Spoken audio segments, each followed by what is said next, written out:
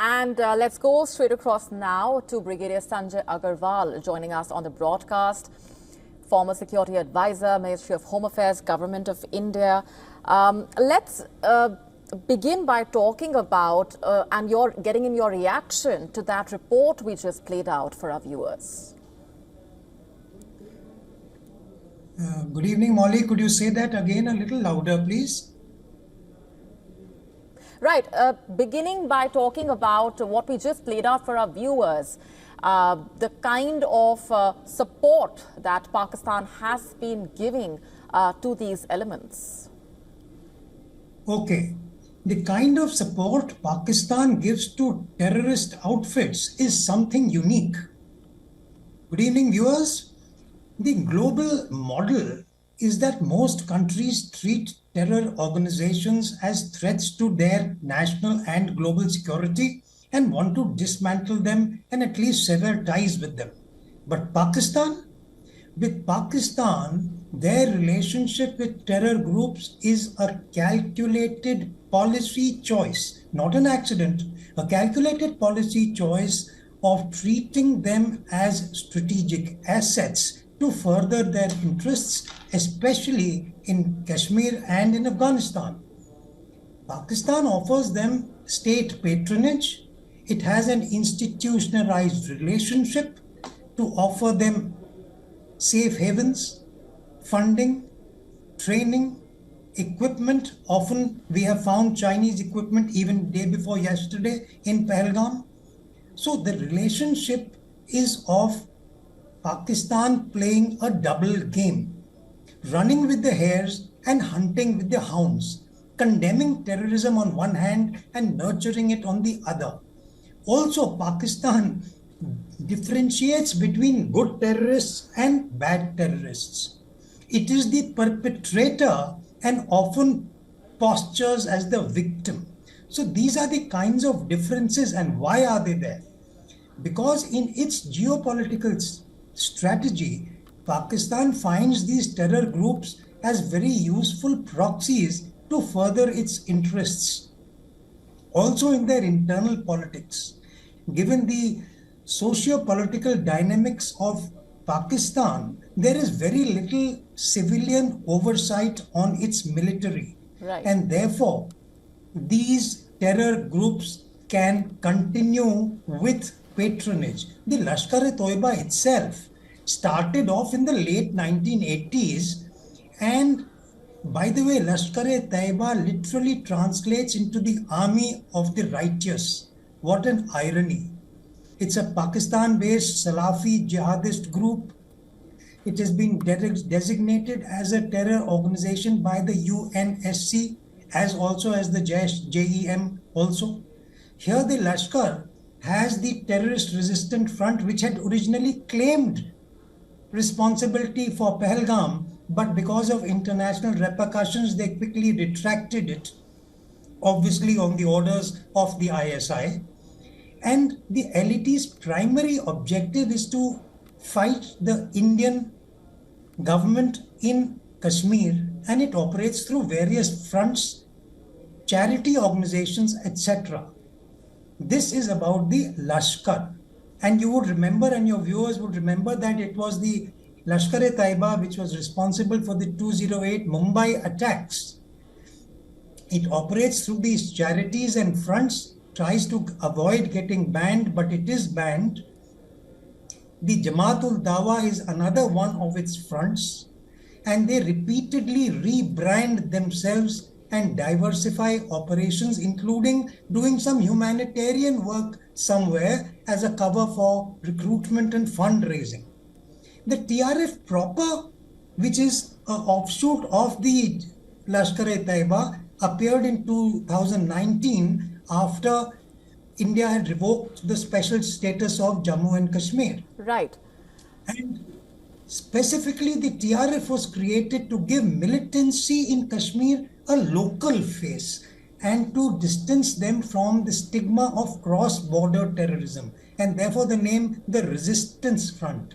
And they are experts at using social media, encrypted messaging, modern propaganda techniques, radicalizing Indian youth, and making it hard for the Indian security forces to track them. And similarly, we have the TTP, the Tehreek-e-Taliban Pakistan, the Hizbul Mujahideen, the Al-Badr Mujahideen, the Sepah-e-Sahaba Pakistan. If I can just come in here, what at this point, according to you, should India's response be? So basically what you're asking is what next?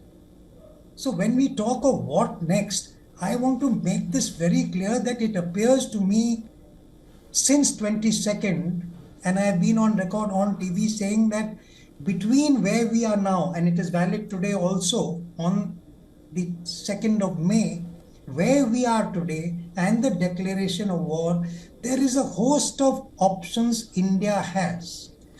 A host of options to leverage its comprehensive national power to inflict pain on at increasing pain thresholds without the declaration of war.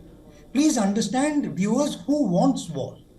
China wants this war to distract India from its commendable, enviable economic growth trajectory, using Pakistan as its financially indebted proxy. Pakistan also needs this war, not to win, but because it is so debt-ridden, a war will help some of its debts get written off, some of them getting recycled into longer periods, etc.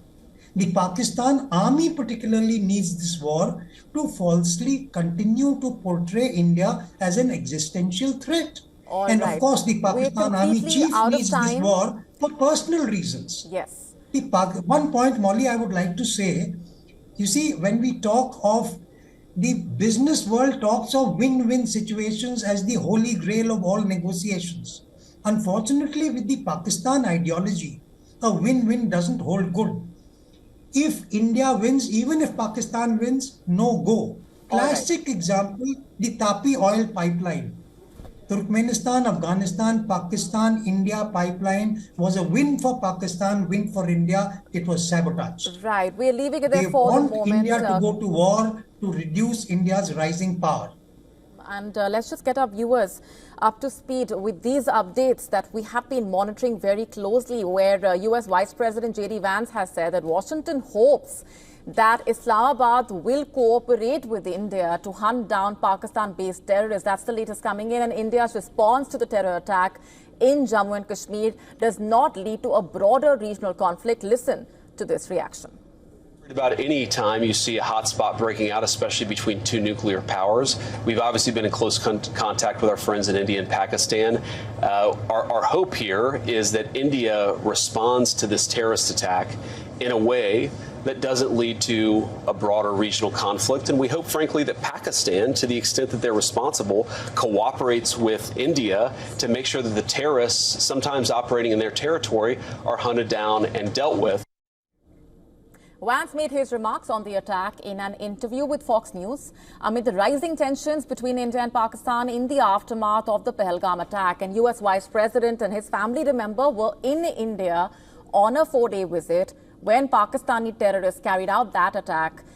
And hours before Vance's statement, the US Secretary of Defense, Pete Hegseth, called his Indian counterpart, Rajnath Singh, and sent out a strong message of solidarity over the Pahalgam terror attack. He said Washington supports India's right to defend itself and reiterated full US government support in India's fight against terrorism. Rajnath Singh, in fact, told the US Defense Secretary that Pakistan has a history of supporting, training, and funding terrorist groups, and it has been exposed as a rogue state, fueling global terrorism and destabilizing the region. He also said it's important for the global community to unequivocally condemn and call out such heinous acts of terrorism.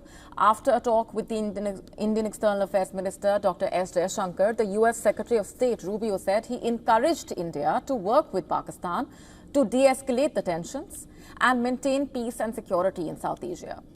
And then India's Union Home Minister Amit Shah, in his first public remarks on the Pahalgam terror attack, vowed revenge and warned that those responsible for the deadly attack would not be spared and every single terrorist will be tracked and punished. मैं सभी आतंक फैलाने वालों को कहना चाहता हूं कि लड़ाई का अंत नहीं है, एक मकाम है, हर व्यक्ति को चुन चुन कर जवाब भी मिलेगा, जवाब भी लिया जाएगा. And Pakistan is in panic mode. Its civilian and military leaders are scrambling as fears of Indian military action increase.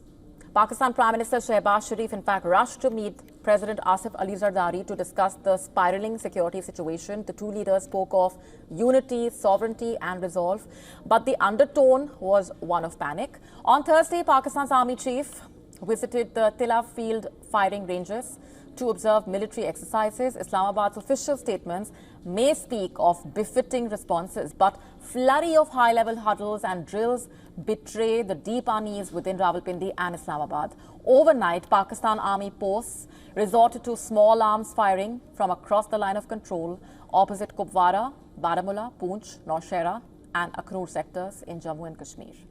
This is the 8th consecutive night of Pakistan provoking India along the line of control after the Pahalgam attack. Indian Army said its troops responded to the firing in a calibrated and proportionate manner.